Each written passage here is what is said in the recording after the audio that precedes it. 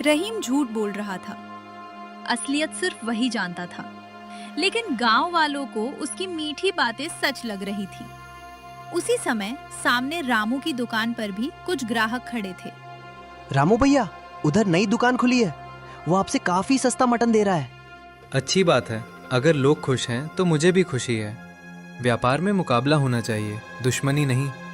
लेकिन अगर सब उधर चले गए तो? जो ईमानदारी से काम करता है उसे अपने काम पर भरोसा होना चाहिए। ग्राहक देर से सही लेकिन सच पहचान ही लेते हैं। रामू ने बिना किसी चिंता के अपना काम जारी रखा।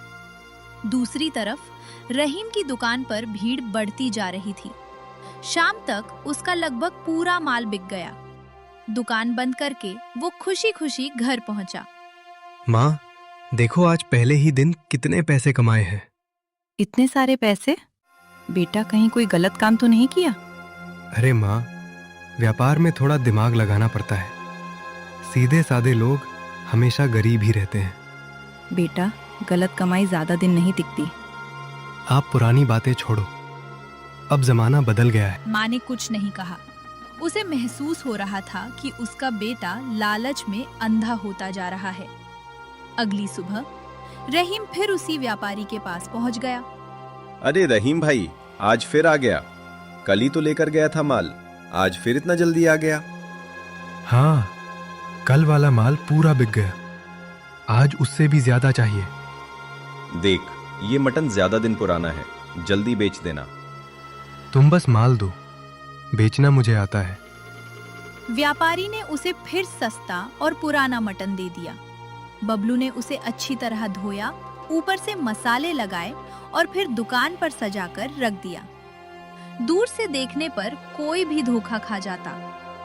उसी समय गांव का एक बुजुर्ग किसान हरि नारायण अपनी पत्नी के साथ बाजार आया। आज पोता शहर से आया है, चलो उसके लिए मटन ले लेते हैं। रामू से लेते हैं। चलो पहले नई दुकान भी देख लेते हैं। दोनों रहीम की दुकान पर पहुंचे। आइए बाबा, क्या चाहिए? 2 प्लेट मटन बिरयानी दे दो। बिल्कुल, सबसे बढ़िया दूंगा।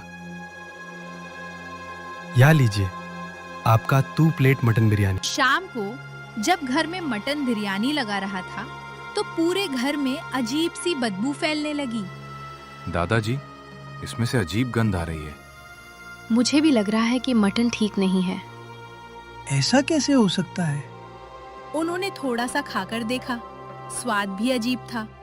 पूरा परिवार खाना छोड़कर बैठ गया। हरनारायण को बहुत दुख हुआ। लगता है हमसे गलती हो गई।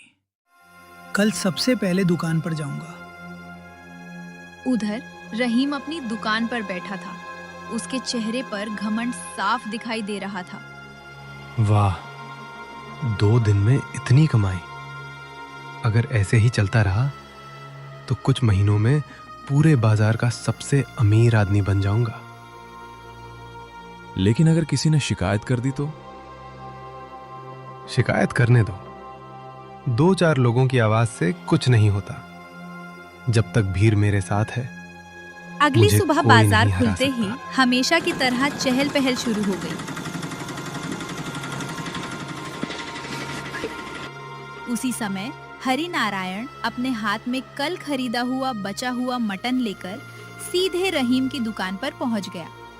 रहीम उस समय ग्राहकों को देखकर मुस्कुरा रहा था। रहीम, जरा इधर आ, मुझे तुझसे बात करनी है। क्या हुआ बाबा? सुबह सुबह इतने गुस्से में क्यों हो? ये देख, कल जो मटन तूने दिया था उसमें से बदबू आ रही है। पूरा परिवार भूखा रह गया। बाबा, गलती आपकी होगी। घर जाकर ठीक से रखा नहीं होगा। अब उसका दोष मुझे मत दीजिए। मैं 50 साल से मटन खरीद रहा हूँ। मुझे सिखाएगा कि मटन कैसे रेस्पेक्टफुल है। अगर भरोसा नहीं है तो आगे से मेरी दुकान पर मत आना। बबलू की ये बात सुनकर आसपास खड़े लोग भी उसकी तरफ देखने लगे। उसी समय सामने से रामू अपनी दुकान खोलकर इधर आया। क्या बात है बाबा, क्यों परेशान हो? रामू बेटा, कल गलती से इसकी दुकान से मटन ले लिया था, पूरा खराब निकला। अच्छा, पहले आप शांत हो जाइए। रामू ने मटन को ध्यान से देखा। वो अनुभवी कसाई था। एक नजर में समझ गया कि मटन ताजा नहीं है, लेकिन उसने सबके सामने रहीम की बेइज्जती नहीं की। रहीम, अगर ग्राहक शिकायत लेकर आए हैं तो पहले उनकी बात सुनो। व्यापार में ग्राहक भगवान होता है। मुझे किसी का ज्ञान नहीं चाहिए, अपनी दुकान संभालो। रहीम पूरे रास्ते हंसता हुआ गांव लौटा।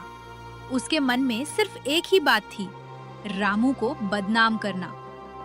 अगली सुबह मौका देखकर रहीम ने चुपके से रामू की दुकान के पीछे सड़ा हुआ मटन का एक थैला रख दिया।